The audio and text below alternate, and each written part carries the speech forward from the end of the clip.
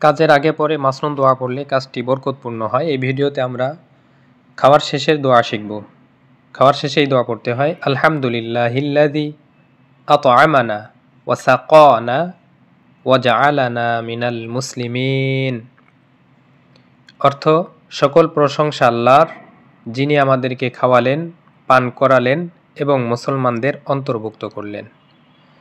এই হাদিসটি রয়েছে আবু দাউদে, হাদিস নম্বর 3850। তবে এই দোয়া সম্পর্কিত এই হাদিসটি দুর্বল বা দয়ীফ হাদিসের পরিভাষায়।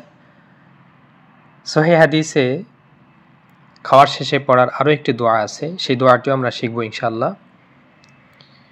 তবে এই দোয়াটি মুসলিম সমাজে অনেক বেশি সমাদৃত বা মুসলমান শিশুদের মুখে মুখে প্রচলিত।